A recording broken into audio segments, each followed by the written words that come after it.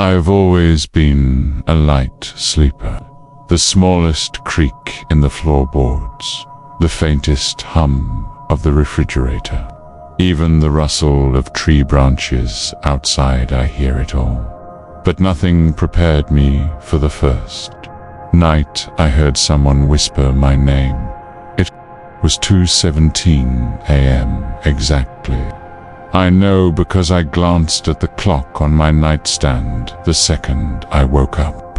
At first, I thought it was part of a dreamer faint voice just on the edge of my consciousness. But then I heard it again, clearer this time. Eli. The sound came from just outside my bedroom window. My apartment is on the first floor of an old brick building in a quiet neighborhood of Charleston, South Carolina. The window faces a narrow alley between my place and the abandoned laundromat next door. At night, it's pitch black. Out there, no street lights, no movement. I froze in bed, listening. Eli, ... double quotes. The whisper was low, drawn out, almost affectionate. My skin prickled. I thought maybe a friend was playing a prank, but who would stand outside my window at this hour? And how would they even know my bedroom was here? I got up slowly, avoiding the creaky floorboard near the dresser, and pulled back the curtain just enough to peek through. Nothing, just darkness. I told myself it was in my head and went back to bed. But the next night, at exactly 2:17 a.m., it happened again. Eli ... Same tone, same pitch, same distance. Like the speaker was standing just inches from the glass. I pulled back the curtain again, my phone's flashlight ready, but the beam barely reached past the reflection of my own face. By the fourth night, I was starting to dread going to sleep. I stayed up late, watching TV with the volume low, hoping maybe I'd pass out from exhaustion and sleep through it. But when the clock hit 2:17 a.m., I heard it again. This time, it said more than my name. Eli, let me in. My throat tightened. I grabbed my phone, switched the camera to video, and slowly approached the window. I hit record, pulled back the curtain. Nothing, the alley was empty. But when I played back the video, I felt my stomach drop. There was no one in the frame, but the audio picked up the whisper, clear as day. And underneath it, there was breathing, slow, heavy, right beside the microphone. The breathing on the recording didn't sound like mine. It was deeper, slower, deliberate. I replayed the clip over and over, hoping I'd find some logical explanation. Maybe interference, maybe a neighbor outside. But I knew my neighbors, and none of them had reason to be in that alley, especially at that hour. The next day, I asked Mrs. Callahan, the elderly woman who lived directly above me, if she'd heard anything strange at night. She just stared at me for a moment, her lips tightening.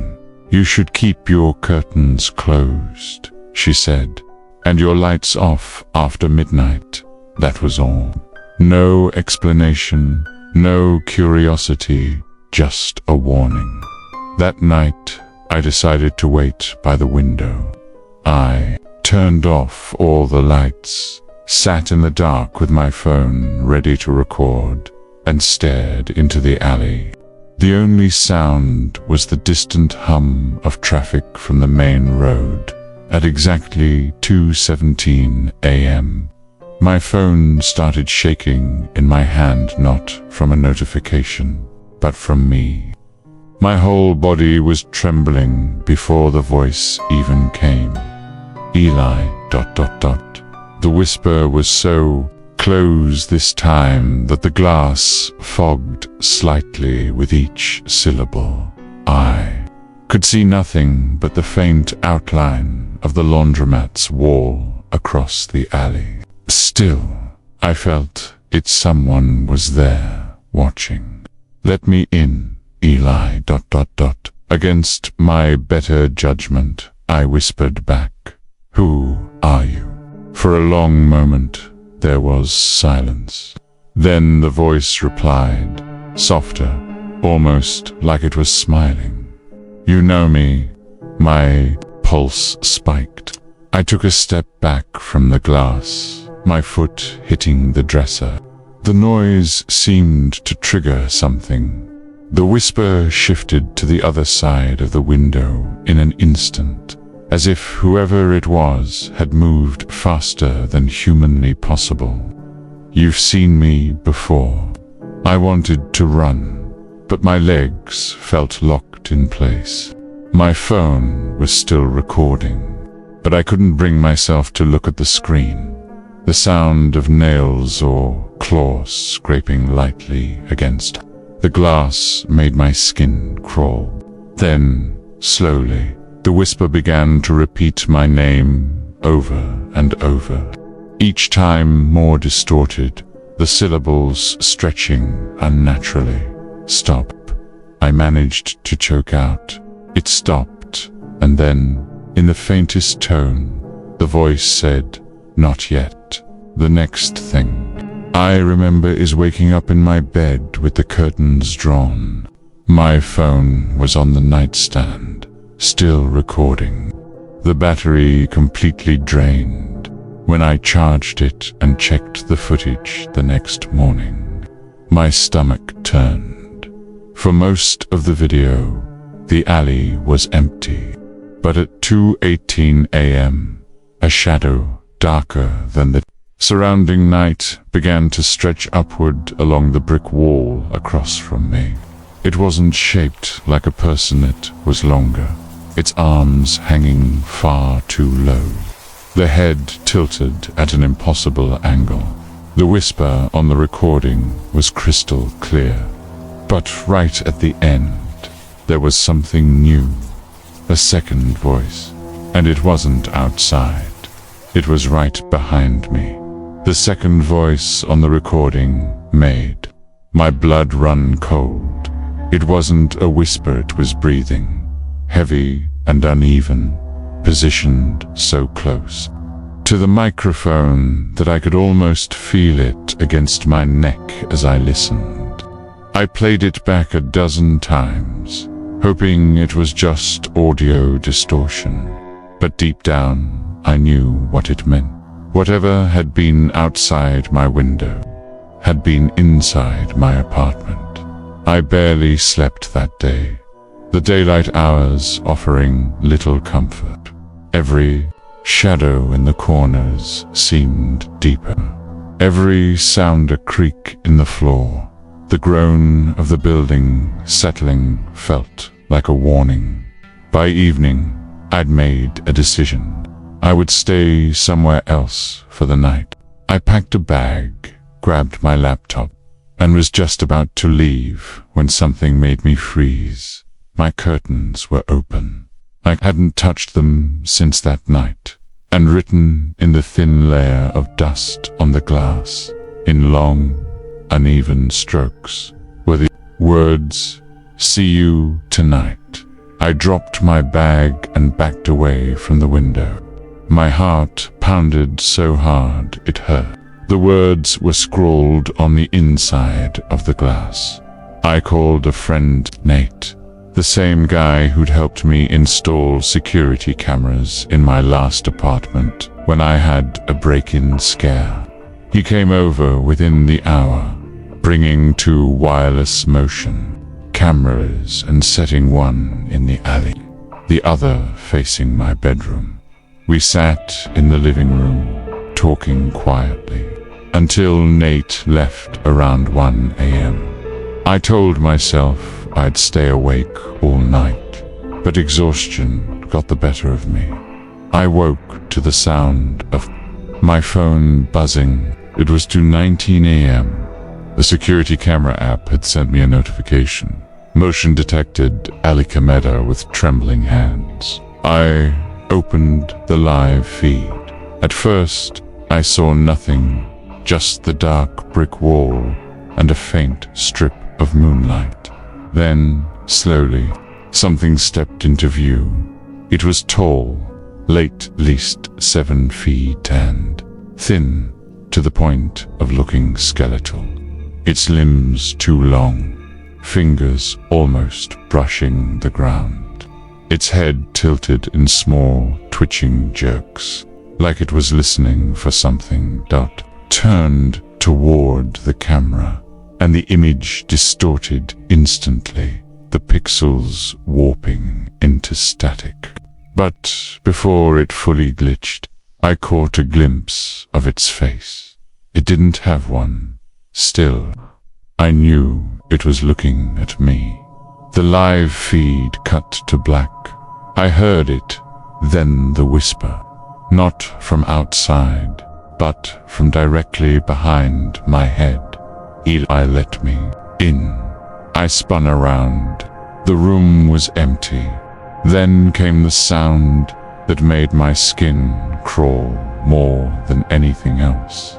The slow, deliberate sound of the window latch clicking open. The metallic click of the latch echoed in my chest like a gunshot. I froze, staring at the curtains. The air in my room grew heavy, thick and cold, as if the night outside had poured itself in through the tiny gap in the window. My breath came out in clouds. Double quotes, Eli, The voice was softer, no, almost tender, but it felt like a hook sliding under. My skin, my fight or flight instincts screamed at me to run, but my body disobeyed. Instead, my hand slowly reached toward the curtain, as if something inside me needed to pull it back. The whisper shifted. You've already let me in once. I stopped, my heart slamming against my ribs. My mind raced through memory, trying to understand what it meant.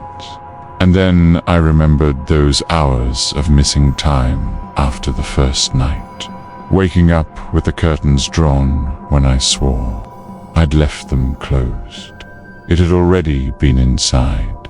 The sound of nails dragging down the glass made me flinch. The scrape wasn't frantic, was slow, deliberate, like it was enjoying every second. I grabbed my phone, intending to call 911, but the screen was black, dead battery. I knew it had been fully charged. The whisper came again, but now it was behind me. I turned, and there it was, not outside, not in the shadows, but standing in the middle of my room. It was exactly as I'd seen on the camera tour. Skeletal limbs, too long, but its face wasn't a void anymore. It was mine. My own face, but pale, stretched too tight over bone. The mouth fixed in a grotesque grin. It tilted its head in those sharp, jerking motions. And when it spoke, the voice was there, and the whispers at the same time. If you close your eyes, I'll leave. I squeezed them shut instantly. The room went silent. I stood there in the dark behind my eyelids, counting the seconds, waiting for it to be gone. But then I felt its breath against my ear. You're still here. My eyes flew open. My room was empty. The curtains were drawn tight, the latch locked again. My phone was back on the nightstand, fully charged, the screen glowing softly. There was one new photo in my gallery. It was me, asleep in bed. The timestamp read 2:17 a.m. I moved out 2 days later. I didn't tell the landlord why, but sometimes when I'm lying in bed in my new place, far across the city, I wake up in the middle of the night for no reason, and the clock always reads to 17.